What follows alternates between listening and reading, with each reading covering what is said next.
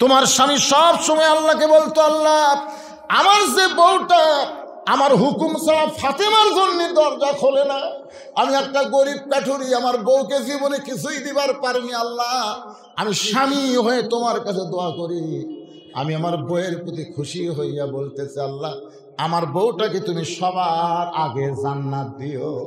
আলী বলে, ফাতেমা তুমি জান্নাতের নেত্রী হবে, কিন্তু সবার আগে তোমার জান্নাত আমি আলী কোনোদিন দোয়া করি নাই। কিন্তু জামিলার স্বামী কাটুরিয়া দোয়া করার কারণে আল্লাহ বিবির জন্য স্বামীর দোয়া কোনোদিন ফিরাই না। এদিন জামিলাকে তোমার আগে কেমনে জান্নাতে দিবে? আল্লাহ একটা উপায় বের করে বললেন, জামিলা যে উটের পিঠে চড়ে ফাতেমা জান্নাতে যাচ্ছে, ওই উটের নিচের অন্যটা টেনে টেনে ফাতেমাকে জান্নাতে নিয়ে যাও। ফাতেমা তুমি মনে করবা যে আমি জান্নাতে যাচ্ছি সর্দারিনী হয়ে, আমি জান্নাতে যাচ্ছি, কিন্তু আল্লাহর বক্কর হলো উটের পিঠ থেকে তোমার পা জান্নাতে দেওয়ার আগে ওই জামিলার পা জান্নাতে চলে যাবে। সঙ্গে সঙ্গে ফাতেমা বলে, আল্লাহ যেই মেয়েরা পর্দার মধ্যে থাকবে আর যেই মেয়েরা স্বামীর কথা মতো চলবে, ওই সকল মেয়েদেরকে ফাতেমা জামিলার সাথে আল্লাহ জান্নাত দিও। এ মায়েরা শোনেন, আল্লাহর নবী নিজের মেয়ে ফাতেমাকে ঘরের মধ্যে ডাক দিলেন। শোনেন, মনোযোগ দিয়ে শোনেন।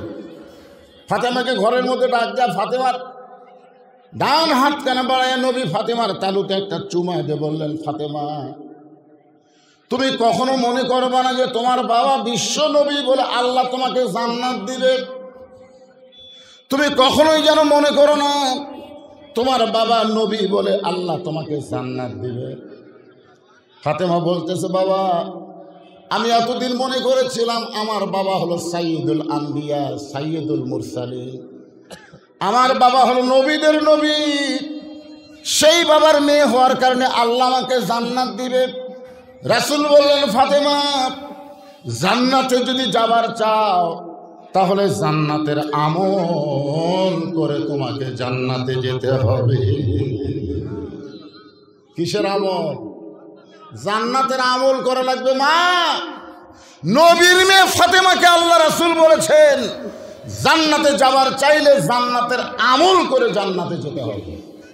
ফাতেমা বললেন, বাবা তাহলে মেয়েদের জন্য জান্নাতের আমল কি? আল্লাহ নবী বললেন, বেশি আমল না, মাত্র 4টা আমল করা লাগবে। 1 নম্বর 5 ওয়াক্ত নামাজ পড়া লাগবে। 2 নম্বর আমল হলো রমজান মাসে রোজা করতে হবে। 3 নম্বর আমল হলো স্বামী যখন খেদমত চাবে তখন স্বামীর খেদমত করা লাগবে। 4 নম্বর আমল হলো পর্দার ভিতরে থাকা লাগবে। এই 4টি আমল যদি করতে পারো ফাতেমা, আল্লাহ তোমার প্রতি এত খুশি হবে, আল্লাহ তোমার জন্য 8টা জান্নাতের দরজা খুলে দিবে, যে কোনো দরজা দিয়ে তুমি জান্নাতে প্রবেশ করবে। ফাতেমা বললেন, বাবা এই 4টি আমল কি সমান না 4টি আমলের মধ্যে কম বেশি আছে? আল্লাহ রাসূল বললেন, 24 ঘন্টার মধ্যে 5 বার নামাজ পড়লে নামাজের হক আদায় হবে। 24 ঘন্টায় নামাজ পড়া লাগবে না, মাত্র কয়বার? 5 বার নামাজ পড়লে নামাজের হক আদায় হবে। বছরে 1 মাস রোজা করলে রোজার হক আদায় হবে। স্বামী যখন খেদমত চাবে তখন স্বামীর খেদমত করবা, সবসময় স্বামীর খেদমত করা লাগবে না।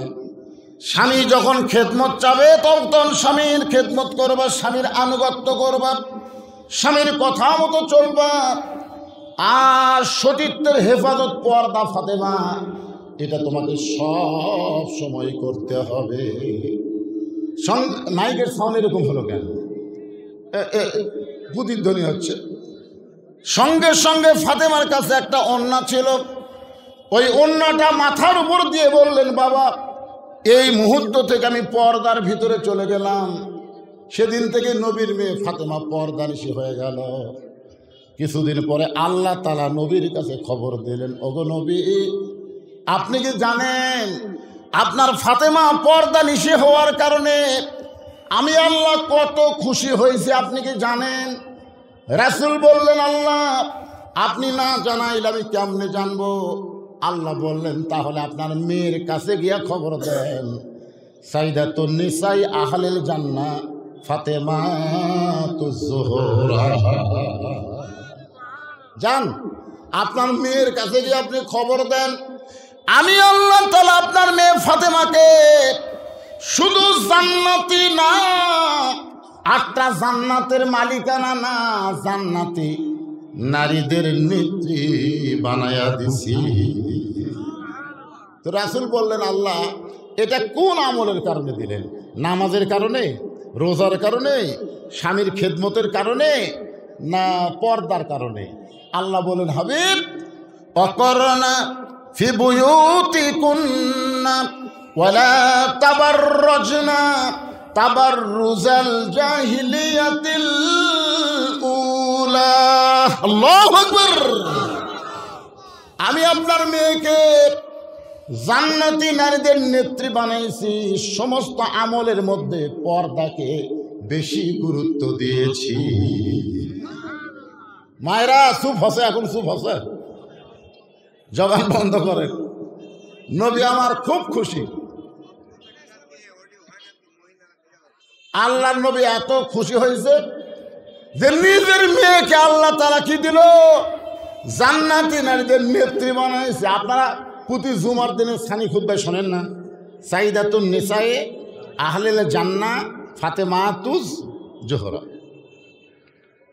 নবী ফাতেমার বাড়িতে গেলেন।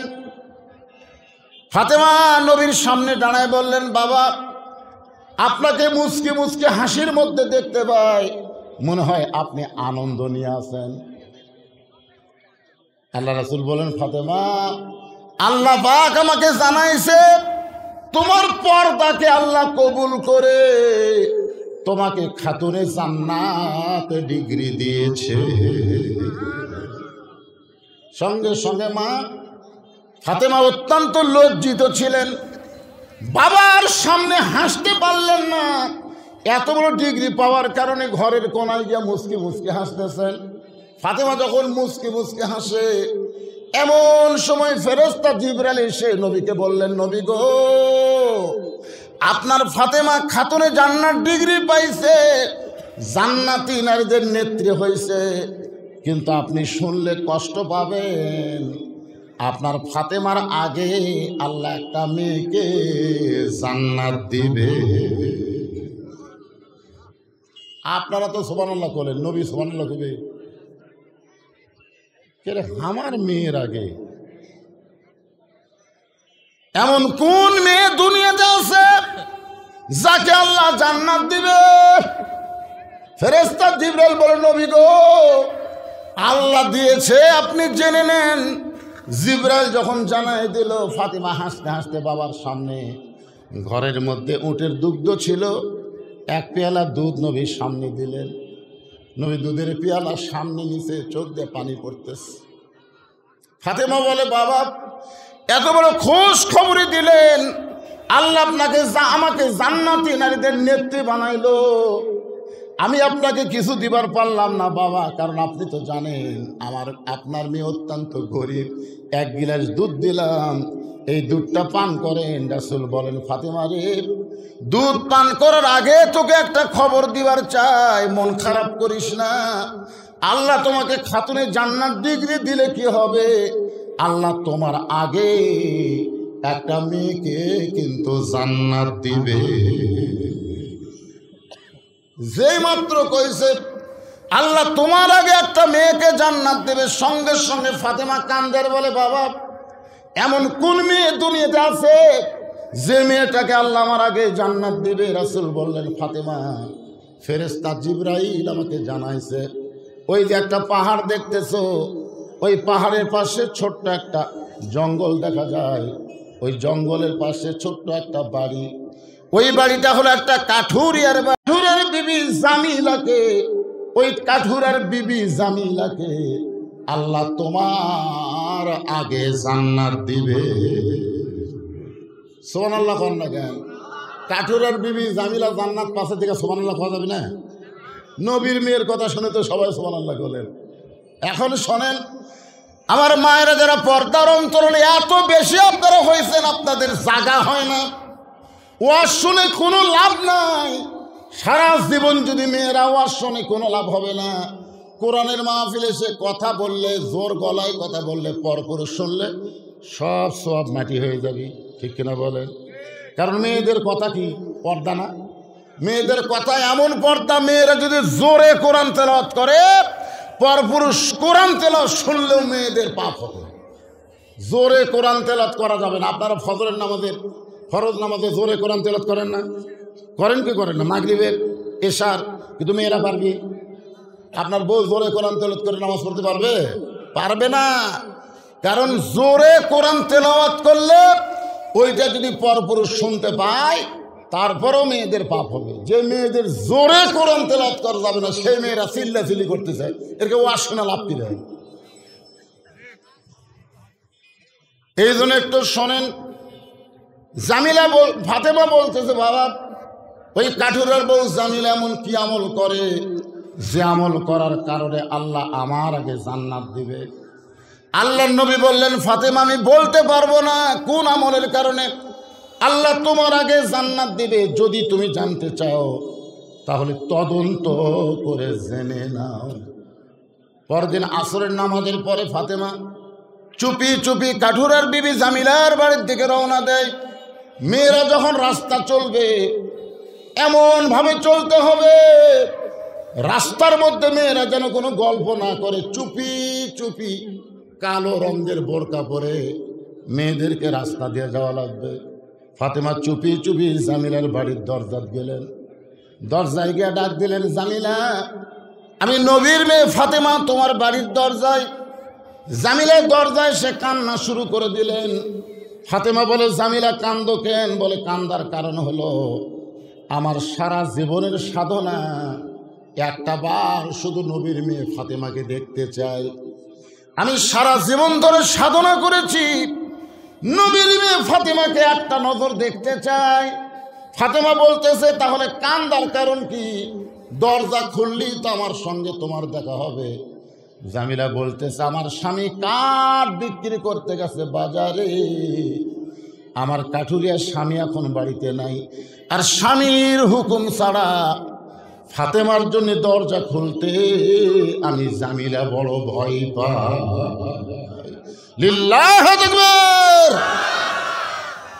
কি মনে করছেন তুই মুয়া মেয়া মানুষ আছে? এই একটা ফকুন্নি আলি দৌড়ে দেয় দরজা খুলে, ভিক্ষা দেন। আর ফকুন্নি বাড়ির মধ্যে ঢুকে দেখে কোন জায়গাত মোটর সাইকেল আছে, কোন জায়গাত কি আছে। পরে চোরের সাথে ফকুন্নি লাইন আছে না নাই? আপনার স্বামী বাড়ির নাই, ফকুন্নি আসুক আর ফকির আসুক, কোন মেয়ে মানুষের দরজা খোলার হুকুম নাই। জোরে কর কথা, ঠিক কিনা? আপনার স্বামী কি হুকুম দিয়ে গেছে নাকি? হ্যাঁ, জামিলা বলতেছে, আমার স্বামী কাঠ বিক্রি করতে গেছে বাজারে, স্বামী এখন বাড়ির নাই, স্বামীর হুকুম ছাড়া আমি নবীর মেয়ে ফাতেমার জন্য দরজা খুলতেও ভয় পাই। সঙ্গে সঙ্গে ফাতেমা চমকে উঠছে, ওরে বাবা রে, যে মেয়েটা স্বামীর হুকুম ছাড়া ফাতেমার জন্য দরজা খোলে না, এই মেয়েটার বাড়ির মধ্যে ঢুকে দেখাই লাগবে কোন আমলের কারণে ফাতেমার আগে জান্নাতি হবে। ফাতেমার আগ্রহ বাড়ছে না কমছে? জোরে কোন বাড়ছে না কমছে? জামিলা বলতেছে, আজকের মতো ফেরত যান, আজকের মতো ফেরত যান। রাত্রে যখন স্বামী আমার কাছে আসবে, স্বামীর কাছ থেকে দরজা খোলার হুকুম নিয়ে থাকবো, আগাম হুকুম। আপনি আগামীকাল এই সময় আসা মাত্রই দরজা খুলে দিব। ফাতেমা বলতেছে, তাহলে আজকের মতো আমি ফেরত যাই। ফাতেমা ফেরত গেলেন। পরদিন বিকেল বেলায় আবার ফাতেমা কোন আমলের কারণে কাঠুরের বিবি জামিলা ফাতেমার আগে জান্নাতে যাবে জানার জন্য রওনা দিলেন। কিছু দূর আসার পরে ছোট্ট একটা বাচ্চা মা মা বলে কাঁদতেছে। ফাতেমা তাকায় দেখে বাচ্চার কেউ না, বাচ্চার নাম হলো হোসাইন। মায়ের সামনে দাঁড়িয়ে বলে, মা, গতকাল বিকেলবেলা আপনাকে অনেক খুঁজেছি কিন্তু পাই নাই, আজকেও এমন চোরের মতন কোথায় যাবেন? আমি হোসাইন আপনার সঙ্গে যাবার চাই। ফাতেমা চিন্তায় পড়ে গেল, হাসান যদি হইতো তাহলে বুঝান যাইতো, কিন্তু ছোট্ট হোসাইন বড় জেদি, এর তো বুঝান উপায় নাই। এখন হোসানকে সঙ্গে করে নিয়ে ওই জামিলার বাড়ির দরজায় সঙ্গে সঙ্গে হোসেন চিল্লায় বলে, মা গতকাল আপনি এসেছিলেন, আজকেও বাড়াইছেন, এই ভাঙ্গা বাড়িতে এমন কি আছে যা আমার মাকে কেন আসতে হবে? আমি তো এটা বিশ্বাস করি আমার মায়ের দাম এত বেশি, কারো যদি দরকার হয় সে আমার মায়ের কাছে যাবে, কিন্তু আমার মা কেন আসবে? এই বাড়িতে এমন কি আছে যে এই বাড়ির দরজায় আমার মা গতকাল আইছিল, আজকে আইছে? এমন সময় ফাতেমা দরজা দিয়ে বলে, জামিলা তুমি কি আজকে দরজা খুলবা? জামিলা বলতেছে, 1 ঘন্টা হলে দাঁড়িয়ে আছি, আপনি আসা মাত্রই দরজা খুলবো। ফাতেমা বললেন, তাহলে দরজা খুলে দাও। জামিলা বলতেছে, কে যেন আপনার কাছে মা মা বলে চিৎকার করে, ওই বাচ্চাকে নিয়ে যদি ঢুকতে চান তাহলে আজকের মতো আপনি ফেরত যান, কারণ আমার স্বামী শুধু আপনার ব্যাপারে দরজা খোলার হুকুম দিয়েছে, আপনি যে একটা বাচ্চা সঙ্গে করে নিয়ে আসবেন এই হুকুম তো আমার স্বামীর কাছ থেকে নেইনি, মেহেরবানি করে আজকের মতো আপনি ফেরত যান। সঙ্গে সঙ্গে হোসেন দৌড়ে সে দরজায় ধাক্কা মেরে বলতেছে, মা এই বাড়ির মেয়েটা অত্যন্ত খারাপ, মা এই বাড়ির মেয়েটা ভালো মেয়ে হতে পারে না, যেই মেয়ে আমি থাকার কারণে ঘরের দরজা খোলে না, এই মেয়েটা অত্যন্ত খারাপ মা। সঙ্গে সঙ্গে ফাতেমা হোসেনকে বুকের মধ্যে নিয়ে কপালে একটা চুমা দেওয়ালে, বাজান তুমি বলতেছে এই বাড়ির মেয়ে খারাপ, কিন্তু তোমার নানা বলেছে এই বাড়ির মেয়েটা তোমার মায়ের আগে জান্নাতে যাবে। এখন তোমার কথার গুরুত্ব দিব না তোমার নানার কথার গুরুত্ব দিব? তুমি বলতেছো মেয়েটা খারাপ, আর তোমার নানা বলতেছে এই বাড়ির মেয়েটা তোমার মায়ের আগে জান্নাতে যাবে। সঙ্গে সঙ্গে হোসেন মুচকি মুচকি হাসে। ফাতেমা বলে, হাসার কারণ কি? বলে, মা নকল জায়গায় ঘুরে কোনো লাভ হবে না, আসল তথ্য যদি পাওয়ার চাও তাহলে আসল জায়গায় চলে যাও। আসল তথ্য যদি আমরা পাওয়ার চাই, আসল জায়গার নাম হলো মদিনা। জোরে বলেন নাম কি? জোরে বলেন নাম কি? 1968 সালে আব্দুল আলিম দিনাজপুর জেলা স্কুল একটা গান গাইছিল, মনে বড় আশা ছিল আমি যাব মদিনায়। সেই সময় আলেমরা বলতেছে, আব্দুল আলিম আপনি মূর্খ মানুষ, আপনি মূর্খ, গানটা পরিবর্তন করেন। আব্দুল আলিম বলে, কি বলা লাগবে? সমস্ত আলেমরা বলতেছে, আপনি বলেন, মনে বড় আশা ছিল যাব মক্কা মদিনায়। আপনি মক্কারে বাদ দিয়ে শুধু মদিনার কথা বলতেছেন। সঙ্গে সঙ্গে আব্দুল আলিম একটা গায়ক হওয়ার পরেও আল্লাহর কোরআন থেকে বলতেছে, কুল হে রাসূল আপনি বলেন, ইন কুনতুম তুহিব্বুনাল্লাহ ফাত্তাবিউনি, কেউ যদি আমি আল্লাহকে পাওয়ার চায় আপনাকে ছাড়া আমাকে পাওয়ার কোনো উপায় নাই। আব্দুল আলিম বললেন, রে দুনিয়ার আলেমেরা শোনো, ওই মদিনার নবীকে যদি মহব্বত করো, মদিনার নবীকে যদি কলিজার মধ্যে জায়গা দিয়ে তার সুন্নত আদর্শ যদি মেনে চলো, তাহলে শুধু মক্কা না, মক্কার মালিক আল্লাহ পর্যন্ত তোমার খুশি হয়ে যাবে। এই জন্য আপনারা বলেন তো, পৃথিবীর মধ্যে আসল জায়গার নাম কি? এ বলতে কি ফতুয়া খুঁজতেছেন নাকি? ফতুয়া খুঁজতেছেন?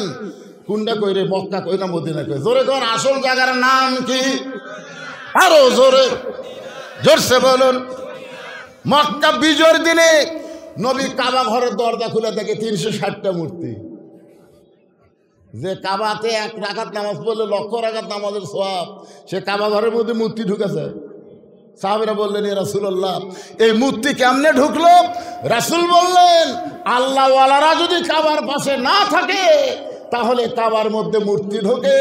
নবী মদিনাত গেলে কাবার মধ্যে মূর্তি ঢোকে, নবী মক্কাতে আসলে সব মূর্তি ভাঙ্গা চুরমার করে দেওয়া হয়। জোরে কোন কথা ঠিক কিনা? ইয়া আইয়ুহাল্লাযীনা আমানুত্তাকুল্লাহা ওয়া কুনু মা'আস সাদিকিন। হোসেন এক টানে ফাতেমাকে নিয়ে গেছে নবীর কাছে। আল্লাহ নবী বলতেছে, কে রে হোসেন, এই তোর মাকে এভাবে টানে টানে আমার কাছে কেন আনছিস? ফাতেমা বলতেছে, বাবা আমার কোনো দোষ নাই, আমি প্রথম দিন গেছি, স্বামী বাড়িতে না থাকার কারণে আমার জন্য দরজা খোলেনি। আমি দ্বিতীয় দিন গেছি, আমার জন্য দরজা খুলবে, কিন্তু এই হোসেন সাথে থাকার কারণে কাঠুরের বউ দরজা খোলেনি। দরকার হলে আরো 10 বার যাবো। আর কয়বার যাবো? কোন আমলের কারণে আমার আগে জান্নাতে যাবে এটা আমাকে জানাই লাগবে। হোসেন মুসকে মুসকে হাসে আর বলে, মা তুমি অযথা 10 বার কেন ওই দরজার যাবা? আমি তোমার যেখানে নিয়ে আইছি এখানেই তো সব খবর। আল্লাহর ধন নবীরে দিয়া, আল্লাহ আছে গায়েব হইয়া, ধরে কোন আল্লাহর ধন নবীরে দিয়া, আল্লাহ আছে গায়েব হইয়া, নবীর ধন সবাই পাইছে যারা প্রকৃত আলেম হইছে। ধরে কোন কথা ঠিক কিনা? এই জন্য তো বলা হয়েছে আল উলামা ওয়ারাসাতুল আম্বিয়া, এমনি এমনি। কিন্তু গানটা তাহেরি কইতে ভুল করছে। নবীর ধন খাজা নিয়ে শুয়ে আছে আজমিরে, কেউ ফিরে না খালি হাতে, খাজা রে তোর দরবারে। এক খাজা কেন পাবে?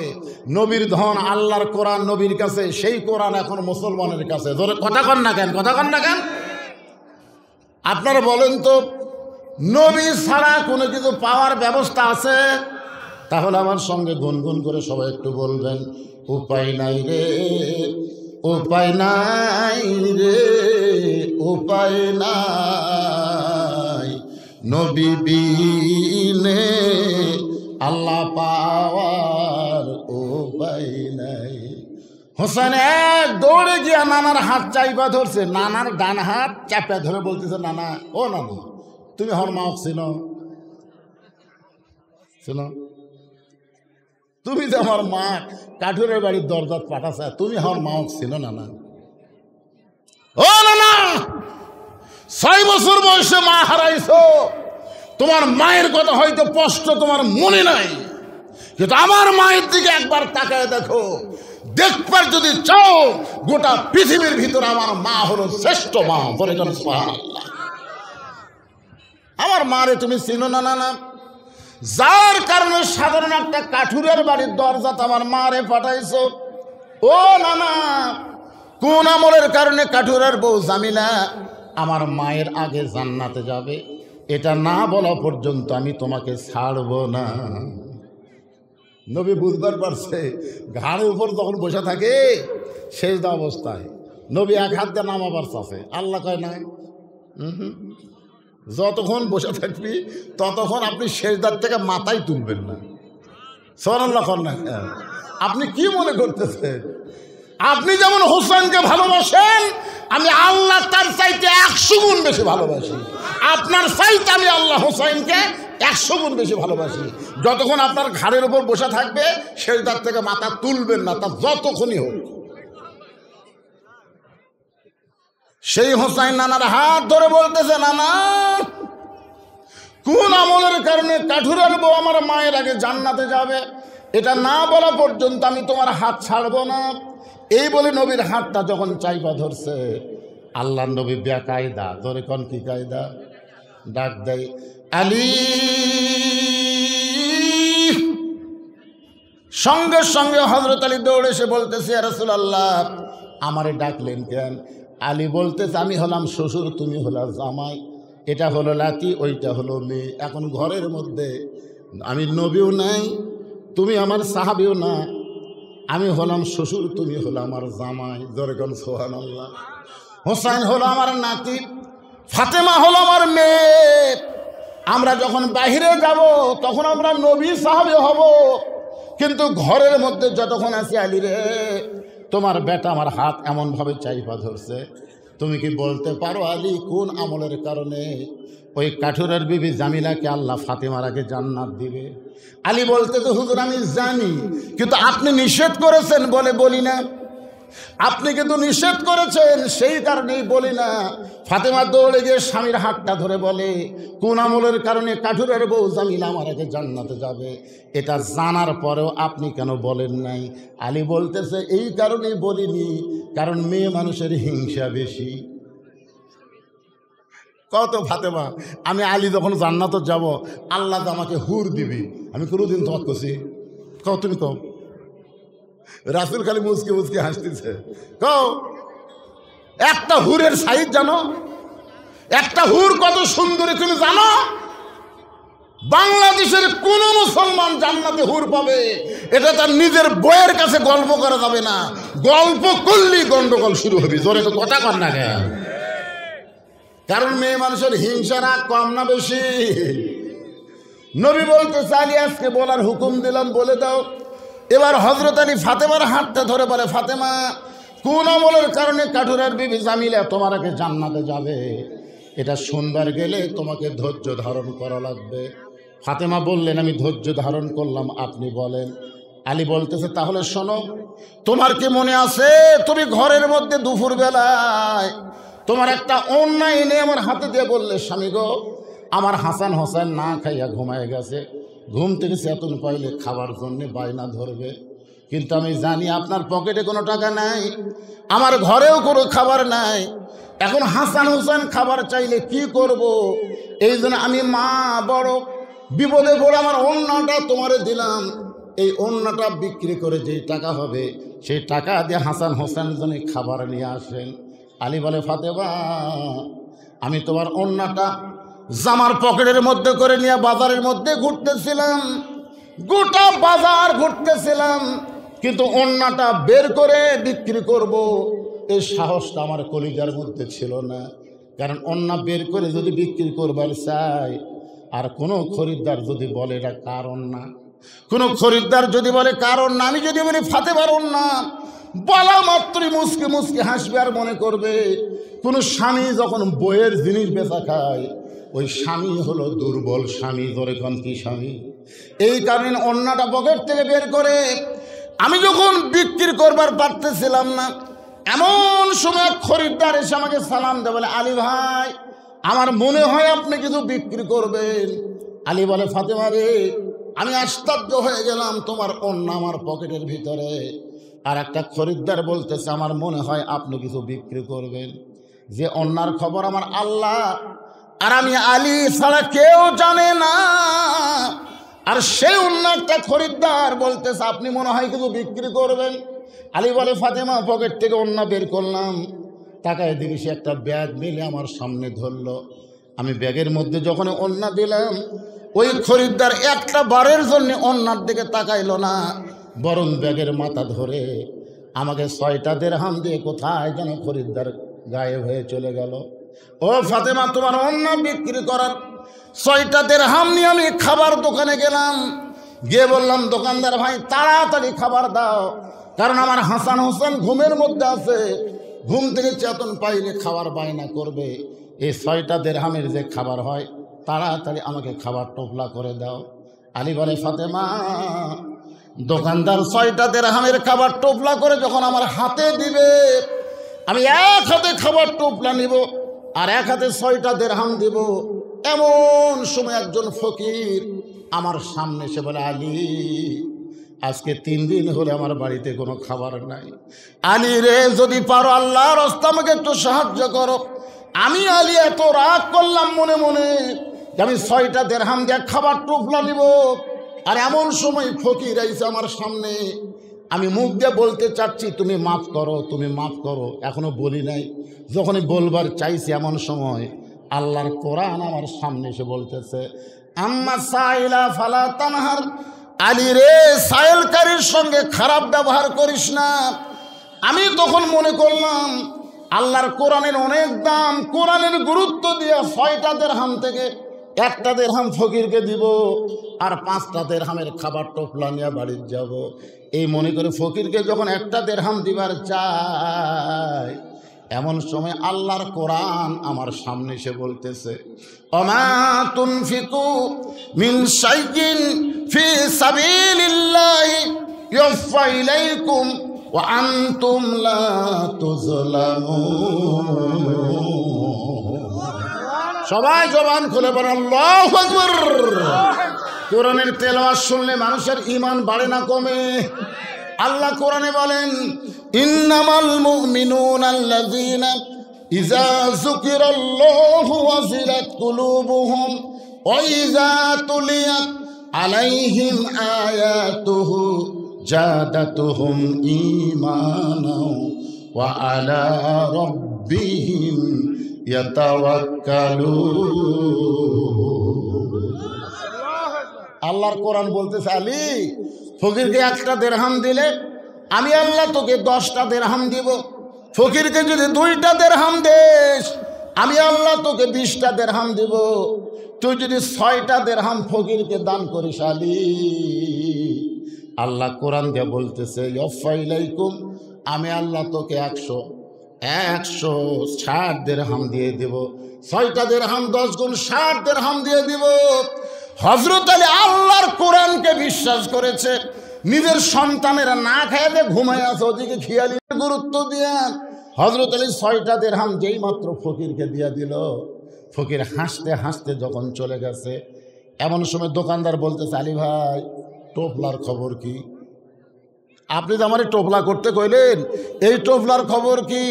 আলী বলতেছে 1 টোপলা দিয়ে আমার হবে না, আমার 2 বস্তা খাবার লাগবে। সুবহানাল্লাহ কোন? তুমি 2 বস্তা খাবার প্যাকেট করো। দোকানদারকে 2 বস্তা খাবার প্যাকেট করে হযরত আলী বাজারের মধ্যে ঘুরতেছে। গোটা বাজারের মধ্যে হযরত আলী ঘুরতেছে। এমন সময় এক ব্যক্তি রাস্তা দিয়ে উট নিয়ে আসতেছে। আসার সময় হযরত আলীকে সালাম দেয়, বলে আলী ভাই এত বড় আলেম হইয়া অজাতা বাজারে ঘোরা জায়েজ নাই। আপনারা বলেন তো পৃথিবীর সর্বশ্রেষ্ঠ জায়গার নাম কি? সবাই বলা লাগবে পৃথিবীর সর্বশ্রেষ্ঠ জায়গার নাম কি? আর সবচাইতে খারাপ জায়গার নাম কি? হযরত আলী হলেন পৃথিবীর শ্রেষ্ঠ আলেম, যার কারণে বলতে যে ভাই যেন অযথা বাজারে ঘুরে লাভ নাই, আপনি কি উটটা নেবেন? আলী 2 পকেটে হাত দিয়ে বলে উট নেওয়ার মতন কোনো পয়সা আমার পকেটে নাই। উটওয়ালা মুচকে হাসিতে বলে 100 দিরহাম বাকিতে উটটা নেবেন, বিক্রি করে টাকা দিবেন, এটাও কি পারবেন না? আলী বলে ফাতেমা রে, জীবনে এত বড় সুযোগ আমি কোনোদিন পাইনি। 100 দিরহামে বাকিটা উটটা নিয়ে যেই মাত্র উটের বাজারে গেলাম, চারিদিক থেকে মানুষ এসে আমাদের সালাম দেয়, বলে আলী ভাই এই দালালি ব্যবসা কবে শুরু করলেন? ধাপের হাটত যত বড়ই হুজুর যাক, মানুষ কিন্তু আলাদা চোখে দেখে, ধরে ঠিক কিনা? আমি কুরবানি কিনবো, বছরে একবার যাই কুরবানি কিনতে, কয় হুজুর আপনি খারাপ জায়গাত না আসা পারলেন না, আপনার লোক নাই। এমন শপথ করবে, আমার বাপের শপথ, মায়ের শপথ, আল্লাহর শপথ, নবীর শপথ, 10 কেজি হবে। আমি সব শপথ বিশ্বাস করে কিনে না, ওভারের মতন টাইমের দিকে 150। আপনি এত বড় আলেম হয়ে উটের বাজারে উট নিয়ে ঘুরতেছেন, এই উটের ব্যবসা কবে শুরু করলেন? কবে শুরু করলেন? হযরত আলী চোখের পানি বের করে কোনো কথাই বলতে পারে না। এমন সময় এক খরিদ্দার এসে সালাম দেবে, আলী ভাই বেশিক্ষণ উঠ নিয়ে বাজারত থাকার দরকার নাই, আপনি দাম কত নেবেন? আলী বলতেছে আমি চাইবো না, তুমি কত দিবা খুশি মনে কও। খরিদ্দার বলতেছে 160 দিরহাম দিলাম। যেই মাত্র 160 দিরহাম কইছে, হযরত আলী উটটা বিক্রি করে উটওয়ালার 100 দিরহাম ফেরত দিয়ে বাকি 60টা দিরহাম নিয়ে এক দৌড়ে দোকানের কাছে যায়। কেরে দোকানদার খবর কি? বলে 2 বস্তা প্যাকেট করে রাখছে, দাম কত? বলে 60টা দিরহাম দিলেই চলবে। হযরত আলী বলে ফাতেমা 60টা দিরহাম দিয়ে 2 বস্তা খাবার কান্দে করিয়ার যখন বাড়ির দরজায়, তোমার কি মনে আছে আমি দরজাতে আসার সঙ্গে সঙ্গে তুমি দরজা বন্ধ করে দিলে? আমি দরজায় আসার সঙ্গে সঙ্গে তুমি দরজা বন্ধ করে দিলে। আমি আশ্চর্য হয়ে বললাম ফাতেমা দরজা খুলে দাও। তুমি তখন ঘরের ভিতর থেকে বললে একটা অন্য বিক্রি করার টাকা দিয়া বড় জোরে 1 টোপলা খাবার হবে, আপনি 2 বস্তা খাবার কোথায় পাইলেন? আপনি কি মনে করছেন যে আমার হাসান হোসেন না খেয়ে আছে বলে আপনি হারাম কামাই করে আনবেন আর আমি ফাতেমার দরজা খুলে দেব, এমন নারী আমি না। দরকার হলে না খাইয়া মরে যাব, কিন্তু হারামের কামাই খাবো। প্রত্যেক ঘরে ঘরে এমন করে একটা বউ যদি থাকতো, বাংলাদেশের কোনো নেতা দুর্নীতি করতে পারতো না। জোরে কোন কথা ঠিক কিনা? ওই বেতন পায় 12,000, বাসা ভাড়া 13,000। কেরে চিন্তা করে দেখেন, মাস গেলে বেতন পায় 12,000, বাসা ভাড়া 13,000। প্রতিদিন ইলিশ মাছ কেনে, গরুর গোস্ত কেনে, টাকা পায় না কোথায়? একটা বউ কিন্তু জিজ্ঞাসা করে না। ফাতেমা বলতেছে আমার অন্না বিক্রির করার টাকা দিয়ে বড় জোর 1 টোপলা খাবার হবে। আপনি 2 বস্তা খাবার কোথায় পাইলেন? যতক্ষণ না বলবেন ততক্ষণ ফাতেমা দরজা খুলবো না। আলী বলতেছে দরজা খুললেই বলবো। ফাতেমা বলতেছে আগে বললেই দরজা খুলবো। আলী বলতেছে দরজা খুললেই বলবো। ফাতেমা বলতেছে আগে বললেই খুলবো। এমন সময় আল্লাহর কোরআন বলতেছে আর রেজালু কাওয়ামুনা আলান নিসা, পুরুষেরা নারীদের উপরে থাকা লাগবে, পুরুষ নারীদের তলে থাকা যাবে না। ইরশাদ চাচার পরে যা করছেন করছেন, সামনে আর করা যাবে না। বাংলার জমিনে আমরা কোনো মেয়ে মানুষকে আর প্রধানের আসন দিব না। ডোনাল্ড ট্রাম্প যেদিন প্রেসিডেন্ট হলো, আমেরিকার ভোটে প্রেসিডেন্ট হলো না, বাংলাদেশের কিছু গুজব লিগ তারা একটা আওয়াজ তুলল, ইউনুস তোর দিন শেষ। ডোনাল্ড ট্রাম্প হাসিনার পক্ষের লোক, মোদির পক্ষের লোক, যে কোনো সময় হাসিনা চট করে ঢুকে দিবি, ইউনুস ধরে জেলত করবি। ইউনুস পরের দিন মুখ বিবৃতি দিল, এই গুজব লোকেরা, গুজব লিগ তোরা কি মনে করতেছিস আমেরিকারা কোনোদিন মেয়ে মানুষক প্রধান বোঝে না? যদি প্রধান বুঝতো তাহলে কমলা হ্যারিস এবার ভোটে জিততো। জোরে কোন কথা ঠিক না? কয় মাস হয়ে গেল গুজব লিগের আর মুখ না, এখন চুপ হয়ে গেছে। কারণ গত কয়েকদিন আগে ডোনাল্ড ট্রাম্প একদিনে ডক্টর ইউনুসকে 4 বার ফোন করছে। কয়বার? 4 বার ফোন করছে, 3 বার ধরেনি। ডক্টর ইউনুস 3 বার ধরেনি, শেষে যা ধরছে ডোনাল্ড ট্রাম্প বলতেছে ভাই আমি আপনার সাথে মিলেমিশে থাকতে চাই। কে? হাসিনা কুটি গেল, মুদির মুখ বন্ধ, হাসিনারও মুখ বন্ধ। আমরা বলতেছি কেরে মুদিরও বউ নাই, হাসিনারও ওটি তুই গেছু, যেখানকার মাল সেখানে গেছু, ভালো মতো থাক। আমাদের বাংলাদেশে এত কথা কেন? জোরে কথা কর না কেন ভাই? তুই বুড়া বয়সে একটা মাল পাতিস, লিয়া থাক, লাড়া ছাড়া খা, লাড়া ছাড়া খা, তোর তো অন্য কোনো খাওয়ার উপায় নাই। জোরে কোন কথা ঠিক করে একটু মনোযোগ দিয়ে শুনবেন। আল্লাহ কোরআনে বলেছেন তো ইজ্জু মান তাশা, পড়েন তো ইজ্জু মান তাশা ওয়া তুযিল্লু মান তাশা বিয়াদিকাল খায়র ইন্নাকা আলা কুল্লি শাইইন কাদির। সম্মান দেওয়ার মালিককে, অপমান করার মালিককে, ভালো মন্দর মালিককে, সমস্ত ক্ষমতার মালিককে। সমস্ত ক্ষমতার মালিক যদি আল্লাহকে বিশ্বাস করতে চান তাহলে আত্তাকুল্লাহ ওয়া কুনু মা'আস সাদিকিন। যেই বিষয় নিয়ে কথা বলতেছে একটু মনোযোগ দিয়ে শুনবেন। এখন বাজান হযরত আলীর সামনে আল্লাহর কোরআন, আলীর সামনে কি আল্লাহর কোরআন বলতেছে আর রেজালু কাওয়ামুনা আলান নিসা। এই আয়াতের বাংলা অর্থ হলো পুরুষেরা নারীদের উপরে থাকবে। পুরুষেরা নারীদের কেবল, এটা আমার কথা না আল্লাহর কথা, তা আপনার কথা কর না। তো হযরত আলী আল্লাহর কোরআনকে গুরুত্ব দিয়ে ফাতেমাকে দরজা খুলতে অনুরোধ না কইরা 2 বস্তা খাবার কান্দে করে নবীর দরবারে। আল্লাহ রাসূল বসেছিলেন, নবী আমার ডাঁড়ে গেলেন, ডাঁড়ে দৌড়ে সে আলীর কপালে চুমা দিয়ে 2 বস্তা নবী নিজেই নামে নিলেন। আলী বলতেছে হুজুর আপনি কত ভালো, আপনি কত ভালো, কিন্তু আপনার মেয়েটা দেখেন, আপনি আমি আশা মাত্র আপনি নিজে কপালে চুমা দিয়ে 2 বস্তা কাঁধ থেকে নামায় নিলেন। আর এতবার বলার পরেও আপনার মেয়ে ফাতেমা আমার জন্য দরজা খুলল না। নবী বলতেছেন আলী ফাতেমা যদি দরজা খুলতো তাহলে তুমি কি আমার কাছে আসতে? আলী বলতে তো হুজুর যদি দরজা খুলতো তাহলে তো আপনার কাছে আসতাম না। আরে পাগলা, এই কারণেই আমার মেয়ে দরজা খোলে নাই, কারণ আমার কাছে তোমাকে পাঠানোর জন্য। হযরত আলী বলতেছে, রাসূলুল্লাহ, আপনার মেয়ে দরজা না খুলে আপনার কাছে পাঠানোর পিছনে কারণ কি? রাসূল বলে, আলী রে, তুমি কি বলতে পারবা ফাতেমার ওড়না কে কিনেছে? তুমি কি বলতে পারবা আলী কোন খরিদ্দার ফাতেমার ওড়না কিনেছে? আলী বলতেছে, রাসূলুল্লাহ, আমি জানি না। নবী বলে, আলী রে, কোন ফকির তোমার কাছে ভিক্ষা নিয়েছে? তুমি কি বলতে পারবা? আলী বলতেছে, আমি জানি না। রাসূল বলে, আলী রে, কোন উটওয়ালা তোমার কাছে উট বিক্রি করলো? তুমি কি বলতে পারবা? আলী বলতেছে, আমি জানি না। রাসূল বলে, আলী রে, কে খরিদ্দার হয়ে উটটা কিনলো? তুমি কি বলতে পারবা? আলী বলতেছে, আমি জানি না, আমার আল্লাহ রাসূল ভালো জানে।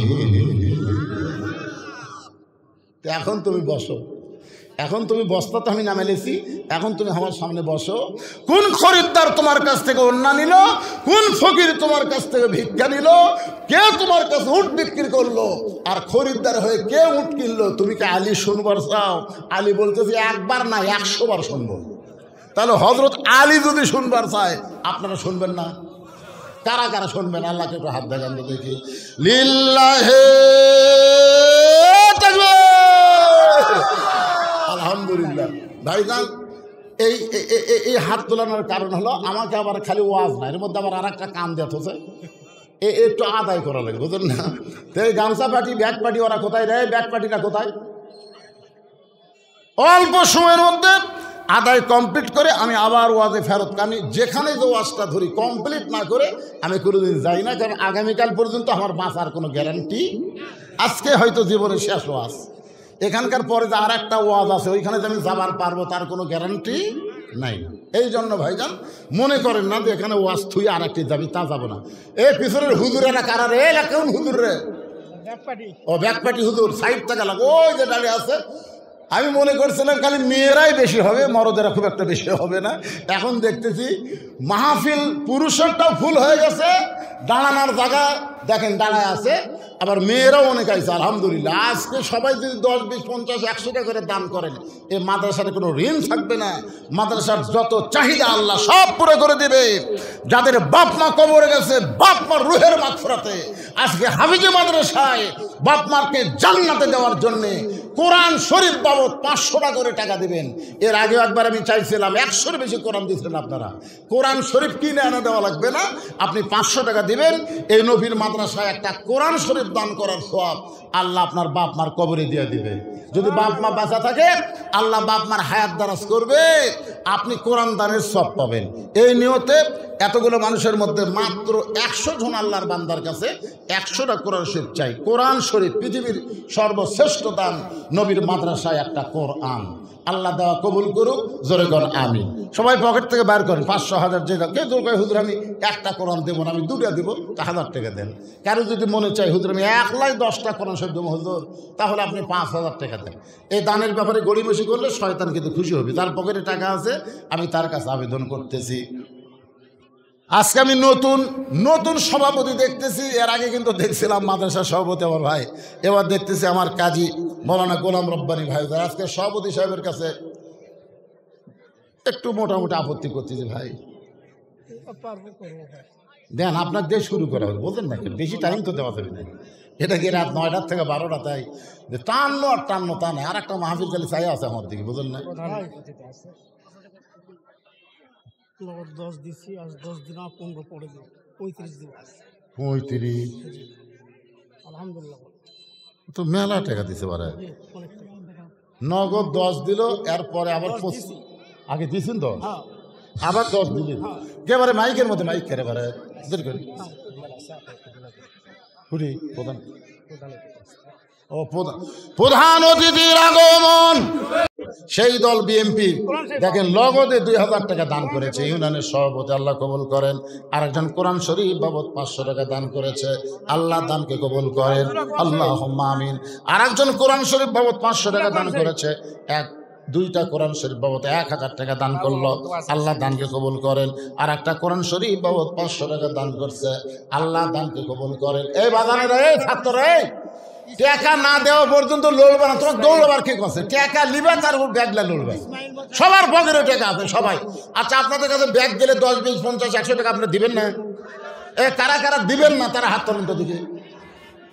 কারা কারা দিবেন তারা হাত তোলেন তো, যারা যারা দিবেন হাত তোলেন তো। সবাই হাত তুলছে। ব্যাগলে দৌড়াস করে পকেটের থেকে টাকা বের করতে শীতের দিন দেরি হবে না? একটু দেরি করো, দৌড়াদৌড়ি করো না, ব্যাগ ভরে যাবে। যে কয় ব্যাগ গেছে 1 বস্তা হবে ইনশাআল্লাহ। কে দিছে এটা? মথুরাপুরের ইসমাইল কোরআন শরীফ বাবদ 500 টাকা দান করেছে, আল্লাহ দানকে কবুল করেন। গত বছর দিবার চাচ্ছিল, নাম হলো ইসরাফিল। সিংহাই ফুৎকার দেওয়ার আগেই দিয়ে দিছে 1000 টাকা, আল্লাহ দানকে কবুল করেন। আল্লাহুম্মা আমিন, জোরে কর আল্লাহুম্মা আমিন। কয়েল ধনতলা কোরআন শরীফ বাবদ 500 টাকা দান করলো, আল্লাহ দানকে কবুল করেন। আল্লাহুম্মা আমিন। আপনারা কি বাকি আদায় করবেন? বাকি বাকি বলে পাওয়া যায় না, গপ্প দেয়। আচ্ছা ঠিক আছে, আপনারা যদি নগদ না পারেন বাকি লেখা দেন, যে একটা কোরআন শরীফ 2টা কোরআন শরীফ লেখা দেন, দেখে দেন ভাই। নগদ যদি পকেটে না থাকে হাত ধরে বলেন, হুজুর আমি এই নবীর মাদ্রাসায় 2টা কোরআন শরীফ বাবদ 1000 টাকা দেবো। কোরআন শরীফ কিনে এনে দিলে হবে না, বাবদ 500 করে টাকা দিলে। একটা কোরআন 500 টাকা, 2 কোরআন 1000 টাকা।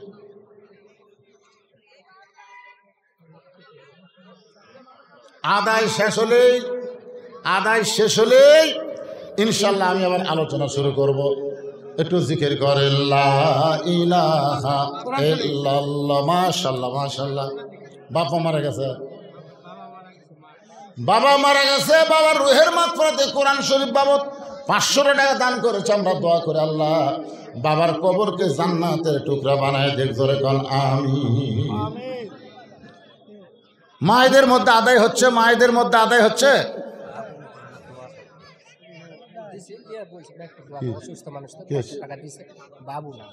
বাবু নামের একজন অসুস্থ মানুষ 500 টাকা দিয়ে দোয়া চায়। আমরা দোয়া করে আল্লাহ এই সদকা দান করার কারণে আল্লাহ যেন তাকে পুরোপুরি সুস্থ দান করে, ধরে কোন আমিন। সবাই একটা আমিন কর, দোয়া চাইছে ভাই। আল্লাহুম্মা আমিন। কি নাম? যাই হোক, তিলস গ্রামের একজন মা আমার কোরআন শরীফ বাবদ 500 টাকা দান করেছে, আল্লাহ দানকে কবুল করেন। আল্লাহ নেক নিয়ত থেকে সফরে আল্লাহুম্মা আমিন। আপনারা বাকি 1 মণ 2 মণ ধান দেন তো, আলু হলে আলু দিবেন, দেন আল্লাহ রাসূল দেন। আর সদকাতু তারুদ্দুল বালা, দান সদকা করলে সমস্ত বালা মুসিবত আল্লাহ দূর করে দেয়। আলু সরষা যাইরা পারবেন একটু হাত তুলে বলেন, হুজুর আমার আবাদ থেকে আল্লাহকে খুশি করার জন্য দিব, আল্লাহ বরকত দিবে। ভাই ওমর ফারুক 2000 টাকা দিয়ে বাকি লেগে দিল। ওমর ফারুক শিয়ালশোন গ্রামের ওমর ফারুক লেখেন 2000 টাকা দান করবে, 2000 টাকা দান করবে। আল্লাহ তার দানকে কবুল করে। আল্লাহুম্মা আমিন। আল্লাহুম্মা আমিন। আচ্ছা আমি দিচ্ছি মৌলানা সাহেব, তেলবর প্রামাণিক মটপুকুরে 1 মণ ধান, আধা মণ আলু দিবে, আলু উঠলে। কিছুক্ষণ আগে তো কোরআন শরীফ বাবদ দিয়ে গেছে 500 টাকা। কি নাম বাপ জানে না? ওনার নাম কি? তোর নাম কি? মোহাম্মদ আনোয়ার হোসেন। কিছুক্ষণ আগে 500 টাকা কোরআন বাবদ দিয়েছে, আবার আধা মণ আলু দান করবে। আল্লাহ দান কবুল করেন, জোরে আমিন। দিলবর হোসেন কি দিল? দিলবর 1 মণ ধান দান করছে আল্লাহ নবীর মাদ্রাসায়, আল্লাহ দানকে কবুল করেন। আল্লাহুম্মা আমিন। কে দিবে? বশিকোড়ার ইউসুফ 1 মণ আলু করবে দান, আল্লাহ তার দানকে কবুল করেন। আলু দান বলে, আলুর দাম কিন্তু এত থাকবি না বা, শেষে দানও করতেছে না, ঘুগরি পোকা ধরবে, জমিতে তুলে থুয়ে আসা লাগবে। একবার আমি আলু লাগাইছিলাম, মনে আছে, আমরা করে যাই তুলবি কারি আলু, যাই আলু তুলবি আলু তার, জমি আলার আলু নেই। এইরকম বিপদ যেন সামনে না আসে। দান সদকা করলে ভালো মুসিবত থেকে আল্লাহ হেফাজত। সবাই একটা আলু দেন। 1 মণ ধান ভাই। কি নাম? গোলাম রব্বানি মঠপুকুরের 1 মণ ধান করবে দান। গোলাম রব্বানির দানকে আল্লাহ কবুল করেন। জয়নাব বাবার জন্য কোরআন শরীফ 500 টাকা দান করেছে, আল্লাহ বাবার কবরকে জান্নাতের টুকরা বানায় দেন। আল্লাহুম্মা আমিন। আমিন আল্লাহ। রবিন ইসলাম বিদেশে আছে 500 টাকা কোরআন কি ইসলাম? রবিন রবিন ইসলাম বিদেশে থাকে, 500 টাকা দান করেছে কোরআন শরীফ বাবদ। আল্লাহ দানকে কবুল করেন।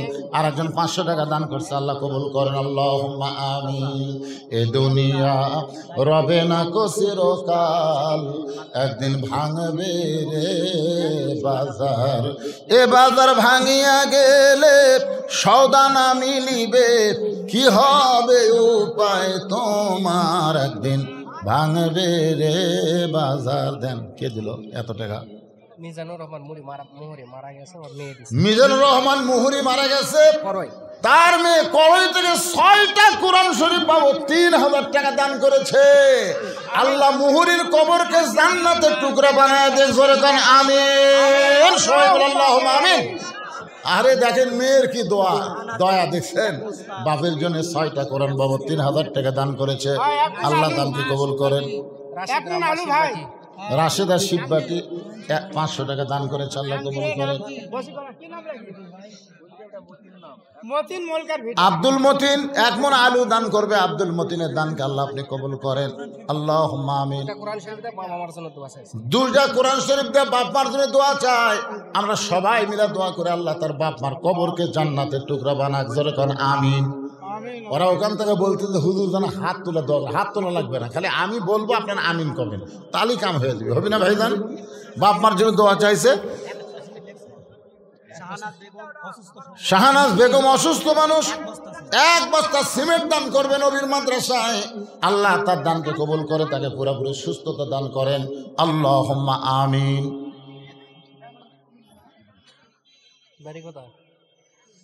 বাকি বাড়ি খালি লিখলে হবে না, বাড়ি স্বামীর নাম, মেয়ে মানুষ হলে পিতার নাম, স্বামীর নাম, এগুলো লেখা লিখবি। এমনি আদায় করে তো আপনার পান না, এমনি পান না।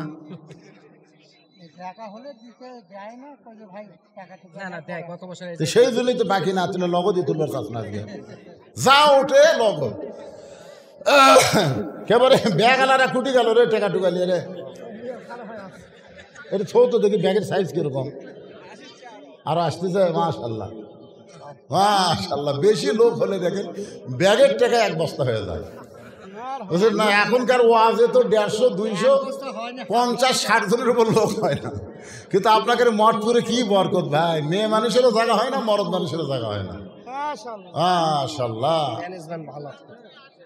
তারপরও আপনাদের জন্য স্পেশাল তবারক আছে, জানেন আপনারা? সেই তবারক